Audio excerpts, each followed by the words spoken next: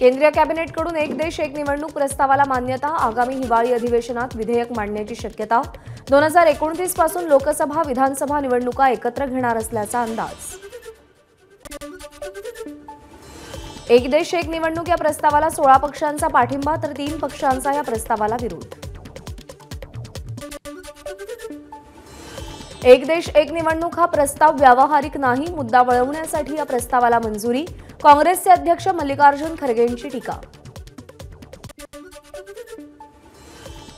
MIM पक्षाचा एक देश एक निवडणुकीला विरोध। पंतप्रधान नरेंद्र मोदी आणि अमित शहांना वगळता कोणालाच निवडणुका अडचणीच्या नाहीत। ओवेसींचा मोदी शहांवर हल्लाबोल। आधी महापालिकेच्या निवडणुका घ्या। एक देश एक निवडणूक प्रस्तावावर राज ठाकरेंचा केंद्राला सल्ला। तर राज्याचे अधिकार आणि स्वायत्तता अबाधित राहणार का? राज्य सरकार कोसळलं तर लोकसभेचा कार्यकाळ संपेपर्यंत वाट पाहायची का? राज ठाकरेंनी महत्त्वाचे प्रश्न उपस्थित केले। पंतप्रधान मोदींनी 2024च्या लोकसभा निवडणुकीवेळी जाहीरनाम्यामध्ये वन नेशन वन इलेक्शनचा समावेश केला होता। पहिल्या 100 दिवसातच मोदींनी देशाला दिलेलं आश्वासन पूर्ण केलं। चंद्रशेखर बावनकुळेंची वन नेशन वन इलेक्शनवर प्रतिक्रिया।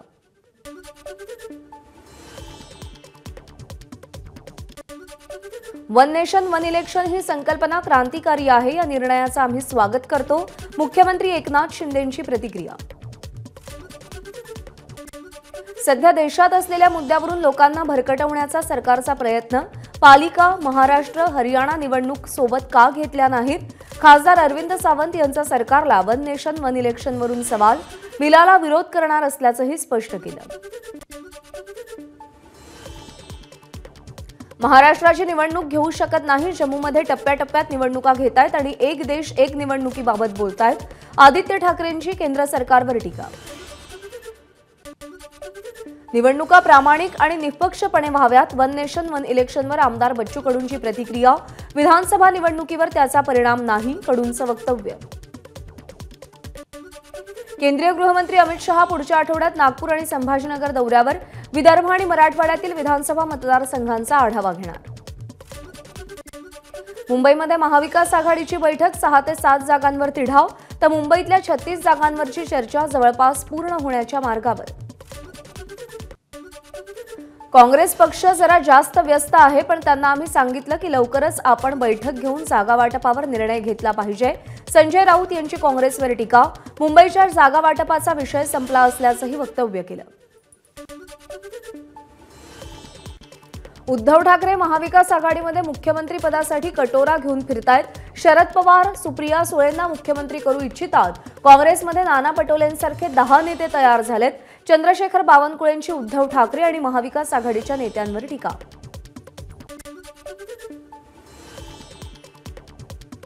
राज्यात केवळ महिला मुख्यमंत्री होऊन प्रश्न सुटणार नाहीत। वर्षा गायकवाडांना रुपाली चाकणकरांचं प्रत्युत्तर। अजित पवार मुख्यमंत्री झाल्यास आनंद, रुपाली चाकणकरांचं वक्तव्य। ज्यांना दिवसा स्वप्न पाहायची आहेत त्यांनी पाहावी। सुप्रिया सुळेंच्या मुख्यमंत्री पदावर खासदार सुनील तटकरेंची टीका। तर विधानसभा निवडणुकीत महायुतीचाच विजय होणार, तटकरेंना विश्वास। आमदार बच्चू कडूंच्या उपस्थितीत निफाडमध्ये शेतकरी मेळावा। निफाडमधून गुरुनाथ कांदे तर चांदवड देवळा मतदारसंघातून गणेश निंबाळकर यांना प्रहारकडून विधानसभेची उमेदवारी जाहीर। गेवराई विधानसभा मतदारसंघाचे भाजप आमदार लक्ष्मण पवार यांच्या कार्यालयावरील भाजपचा बोर्ड हटवला। विधानसभा निवडणूक लढणार नसल्याचं लक्ष्मण पवार यांनी जाहीर केल्यानं त्यांचे समर्थक नाराज। राजकीय वर्तुळात चर्चा। खडसे परिवारात कोण कोणत्या पक्षात आहे तेच कळत नाही। एकनाथ खडसेंच्या भाजपतील पक्षप्रवेशावरून महिला आयोगाच्या अध्यक्षा रुपाली चाकणकर यांची टीका। राज्यामध्ये शिवसंग्राम संघटना आगामी विधानसभा निवडणुकीमध्ये 5 जागा लढवणार। शिवसंग्रामच्या प्रमुख ज्योती मेटे यांची माहिती। मुख्यमंत्री शिंदेंच्या दौऱ्यापूर्वीच बुलढाण्यामध्ये लोकशाही विरुद्ध हुकुमशाहीचे बॅनर झळकले। अज्ञातानं या शहरामध्ये बॅनर लावले। मुख्यमंत्री आणि दोन्ही उपमुख्यमंत्री आणि इतर अनेक मंत्री आज बुलढाणा दौऱ्यावर। 26 सप्टेंबरला पंतप्रधान नरेंद्र मोदींचा पुणे दौरा। मोदींच्या हस्ते पुण्यातील शिवाजीनगर ते स्वारगेट या मेट्रो मार्गाचं उद्घाटन होणार। महाराष्ट्रामध्ये टाटा पॉवरकडून अक्षय सौर ऊर्जा प्रकल्पाच्या माध्यमातून 400 मेगावॅट वीज पुरवठा होणार। 24 महिन्यात हा प्रकल्प पूर्ण होणं अपेक्षित। राज्यातील आजपर्यंतचा सर्वात मोठा अक्षय ऊर्जा प्रकल्प असल्याची माहिती। एका गालावर मारायचं आणि मग औषध लावण्याचं सरकार काम करतंय। कांदा भाव आयात निर्यात धोरणावर आमदार बच्चू कडूंचा सरकारवर हल्लाबोल। शेतकऱ्याच्या खिशात घालून कांदा स्वस्त का करताय, बच्चू कडूंचा सरकारला सवाल। नाफेड ही संस्था केवळ भ्रष्टाचारासाठीच केंद्रीय मंत्री पियुष गोयल यांच्या कानशिलात लगावली पाहिजे। लासलगावमध्ये नाफेडच्या गोडाऊनची पाहणी केल्यानंतर बच्चू कडूंची संतप्त प्रतिक्रिया। अकोल्यातील मनसे कार्यकर्ता जय मालोकार मृत्यू प्रकरणाला वेगळं वळण। जबर मारहाणीमध्ये जय मालोकारचा मृत्यू झाल्याचा पोस्टमार्टमचा रिपोर्ट। 30 जुलैला हा सगळा गोंधळ झाला होता। राज्यातल्या शाळांमध्ये मोबाईल बंदी करा, महाराष्ट्रातील नामवंत कीर्तनकार निवृत्ती महाराज इंदोरीकर यांची मागणी। ते अकोला जिल्ह्यातील मूर्तिजापूर इथल्या कीर्तनात बोलत होते। शिवसेना नेते आनंदराव अडसूळ यांची अनुसूचित जाती आणि जमाती आयोगाच्या अध्यक्षपदी निवड। अमरावतीच्या दर्यापूरमध्ये कार्यकर्त्यांकडून फटाके फोडून जल्लोष।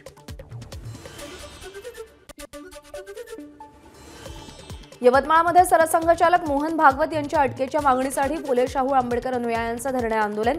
छत्रपती शिवाजी महाराजांच्या समाधीबाबत केलेल्या वक्तव्याचा निषेध केला।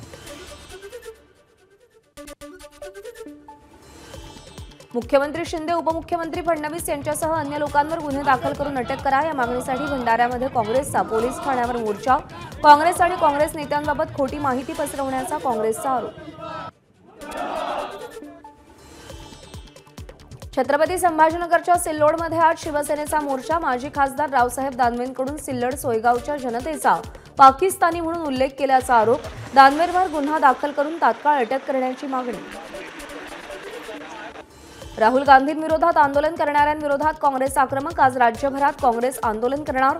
या आंदोलनाला राष्ट्रवादी शरद पवार पक्षाचा जाहीर पाठिंबा। भारतातील 70% अनुसूचित जातीच्या लोकांच्या मनात राहुल गांधींनी भीती निर्माण केली।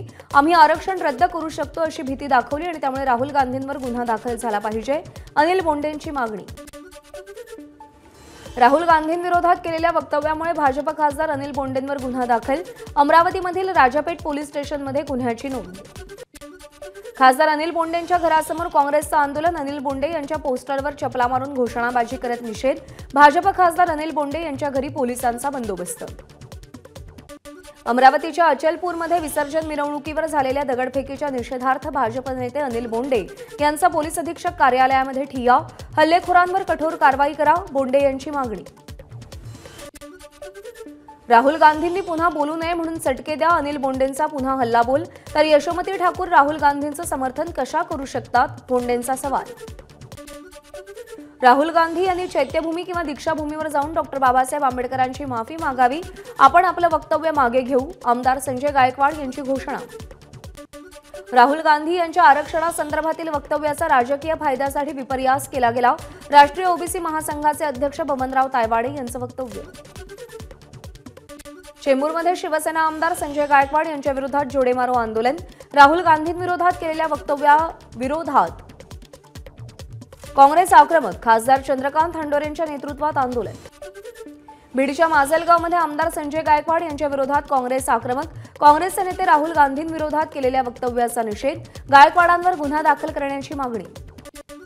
अंतरवाली सराटीत मध्ये जरांगेंच्या उपोषणाचा तिसरा दिवस। मनोज जरांगे आपल्या मागण्यांवर ठाम।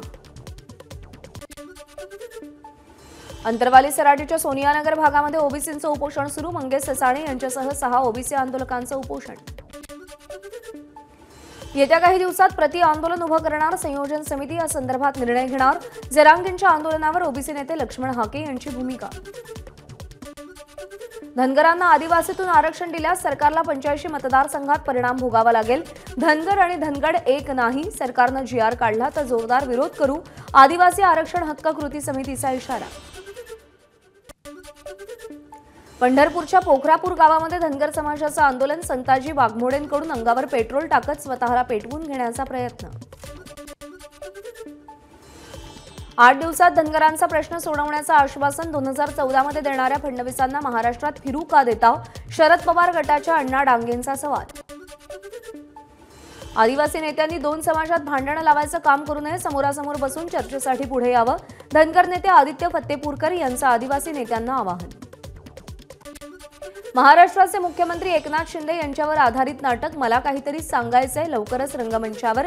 संग्राम समेळ यांच्या एकपात्री नाटकात शिंदेंच्या नाट्यमय राजकीय खेळीचा डाव. नाटक सेन्सॉर बोर्डाकडे असल्याची सूत्रांची माहिती. मुंबईमध्ये आज कविवर्य नाधो महानोर पुरस्कार सोहळा संपन्न होणार. शरद पवार यांच्या उपस्थितीमध्ये कार्यक्रम पार पडेल. जैन फाउंडेशनच्या अशोक जैन, दिग्दर्शक जब्बार पटेल, खासदार सुप्रिया सुळे उपस्थित राहतील. नाशिक पुणे महामार्गावरील स्वातंत्र्यवीर सावरकर उड्डाणपुलावर रस्त्याची दुरावस्था. सिन्नर फाटा परिसरात रस्त्यांची खड्ड्यांमुळे चाळण झाल्यानं दररोज छोटे मोठे अपघात. नवी मुंबईतील महापे एमआयडीसी परिसरात आरआरपी इलेक्ट्रॉनिक्स यांच्या सेमीकंडक्टर प्रकल्पाच्या पहिल्या टप्प्याचं उद्घाटन. कार्यक्रमाला मुख्यमंत्री शिंदे, उपमुख्यमंत्री देवेंद्र फडणवीस आणि अजित पवारांची उपस्थिती. अकोला शहरातल्या सिटी कोतवाली चौकामध्ये अगदी पोलीस स्टेशन समोरच फ्री पॅलेस्टाईन बॅनर लागले. पोलिसांनी हे बॅनर उतरवले. हिंगोली जिल्ह्यामध्ये जुगाराचा सुळसुळाट. ठाकरे गटाच्या नेत्या अयोध्या पोळ यांच्याकडून व्हिडिओ पोस्ट. नाव न घेता आमदार संतोष बांगर यांचे हे जुगार अड्डे असल्याचा पोळ यांचा आरोप. कांदिवलीमध्ये महिला पोलीस शिपायाचा विनयभंग. गुंड हरीश मांडवरकरसह 4 जणांविरोधात विनयभंग आणि सरकारी कामात अडथळा आणल्याप्रकरणी कांदिवली पोलीस स्टेशनमध्ये गुन्हा दाखल. न्यायालयानं चौघांनाही न्यायालयीन कोठडी सुनावली. नागपूरमध्ये 8 वर्षांच्या चिमुकलीवर अत्याचार. पारडी पोलीस स्टेशनच्या हद्दीत घटना घडली. आरोपीचा स्केच काढत पोलिसांकडून तपास सुरू. आईवरून शिवी दिल्यानं ठाण्यात तरुणाकडून सुपरवायझरची हत्या. आरोपी प्रशांत कदमनं क्राईम सिरीज पाहून कट रचून हत्या केली. पोलिसांची माहिती. पुण्यामध्ये पतीकडून पत्नीच्या प्रियकराची हत्या. आरोपी पती बिहारचा असल्याची माहिती. पिंपरी चिंचवड पोलिसांकडून आरोपीला अटक. तलवारीनं केक कापून हवेत गोळीबार करणाऱ्या तिघांना अटक. गोंदियाच्या घिवारी इथली घटना. तिघांविरुद्ध गुन्हा दाखल. घटनेचा व्हिडिओ सोशल मीडियात व्हायरल. रायगडमधील पाली खोपोली मार्गावर परळी कानसळ इथे अपघात. बस आणि मोटरसायकलमध्ये धडक. मोटरसायकलवरील 3 तरुणांचा जागीच मृत्यू. अपघाताचा व्हिडिओ समोर. नाशिक रोड उड्डाणपुलावर ट्रक आणि दुचाकीचा भीषण अपघात. दुचाकी चालक अमित मिश्राचा जागीच मृत्यू. खड्ड्यांमुळे अपघात घडल्याची माहिती. ट्रक चालकावर गुन्हा दाखल. गणपती विसर्जनाची मिरवणूक सुरू असताना इमारतीचं छत कोसळून 30 ते 40 जण जखमी. भंडाऱ्याच्या बारभा गावातली घटना. कोल्हापूरमध्ये अंबाबाई मंदिर परिसरात नवरात्रोत्सवाच्या तयारीला वेग. महाराष्ट्र देवस्थान समितीकडून मंदिर शिखरांच्या रंगरंगोटीचं काम युद्धपातळीवर सुरू. महाराष्ट्र आणि कर्नाटक या दोन्ही राज्यांमध्ये प्रसिद्ध असणाऱ्या कोल्हापूर जिल्ह्यातील पट्टणकोडोलीची यात्रा 21 ऑक्टोबरपासून 23 ऑक्टोबरपर्यंत सुरू असेल. नाशिकच्या मालेगावमध्ये राज्यातील पहिल्या सुसज्ज महिला आणि बालरुग्णालयाचं लोकार्पण. रुग्णालयामध्ये मोफत दर्जेदार आरोग्य सुविधा मिळणार. महिलांच्या प्रसूतीसह बालकांच्या विविध आजारांवरती उपचार होणार. बुलढाण्यातील गोमाल गावात अतिसाराची लागण झाल्यानं एका चिमुकलीचा मृत्यू. गावातल्या नागरिकांमध्ये भीतीचं वातावरण. सोयाबीन उत्पादक शेतकऱ्यांना प्रशासनाचा मोठा दिलासा. हिंगोली जिल्ह्यातील शेतकऱ्यांना 25% अग्रिम मंजूर. पावसामुळे सोयाबीन पिकाचं 50%पेक्षा जास्त नुकसान झालं होतं. धनंजय मुंडेंची कृषी विमा कंपनीच्या अधिकाऱ्यांसोबत बैठक. खरीप 2023 मधील अपात्र ठरवलेल्या शेतकऱ्यांच्या अहवालांची फेरतपासणी करून त्यांना विमा भरपाई देण्याचे धनंजय मुंडे यांचे विमा कंपनीला निर्देश. कृषी मंत्री धनंजय मुंडेंच्या परळी विधानसभा मतदारसंघात विरोधकांकडून 23 तारखेला आक्रोश मोर्चा. शेतकऱ्यांच्या प्रलंबित मागण्यांकडे लक्ष वेधण्यासाठी मोर्चाचं आयोजन. मुंबईमध्ये गणेश मूर्ती विसर्जन सोहळ्यानंतर 18 तासात 14,370 बॅनर फलक काढले. मुंबई महापालिकेच्या अनुज्ञापन विभागाची कारवाई. मुंबईमध्ये नैसर्गिक आणि कृत्रिम विसर्जन स्थळांवरील 550 मेट्रिक टन निर्माल्य संकलन. निर्माल्यापासून सेंद्रिय खत तयार करण्याची कार्यवाही सुरू. तर विविध चौपाट्यांवर मिळून 2 दिवसात 363 मेट्रिक टन घनकचरा संकलन. आठवड्याभराच्या विश्रांतीनंतर भंडाऱ्यात पावसाची हजेरी. रिमझिम पावसामुळे नागरिकांची उकाड्यापासून सुटका. जमिनीच्या बदल्यात नोकरी प्रकरणातून लालू प्रसाद यादव यांचे पुत्र तेजप्रताप यांना न्यायालयाचं समन्स। यापूर्वी लालू, तेजस्वी, अखिलेश्वर यांना सुद्धा समन्स पाठवण्यात आलंय। 7 ऑक्टोबरला सुनावणी होणार। जगनमोहन यांच्या काळात तिरुपतीच्या लाडूंमध्ये प्राण्यांची चरबी। आंध्रचे मुख्यमंत्री नायडू यांच्याकडून तिरुपतीच्या लाडूंबद्दल मोठा दावा। नायडूंच्या दाव्यामुळे आंध्रमध्ये मोठा वाद। जम्मू काश्मीरमध्ये पहिल्या टप्प्यात 58.85% मतदान।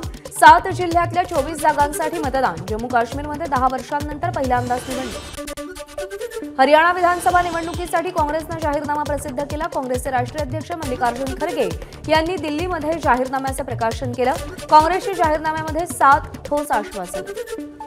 पंतप्रधान नरेंद्र मोदी यांच्या अध्यक्षतेखाली झालेल्या केंद्र सरकारच्या मंत्रिमंडळाच्या बैठकीत चांद्रयान 4 मोहिमेला मंजुरी।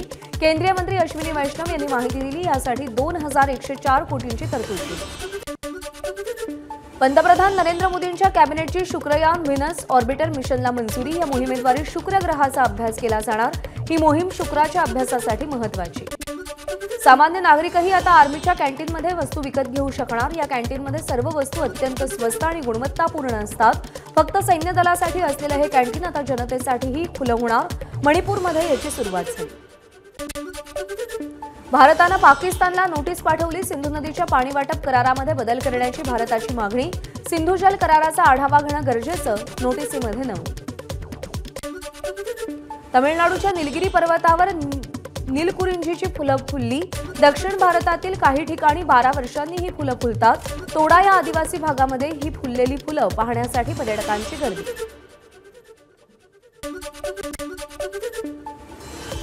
युक्रेनचा रशियाच्या शस्त्रास्त्रांच्या डेपोवर मोठा ड्रोन हल्ला। रशियाच्या टव्हर भागातील अनेक क्षेपणास्त्र, बॉम्ब आणि दारुगोळा नष्ट।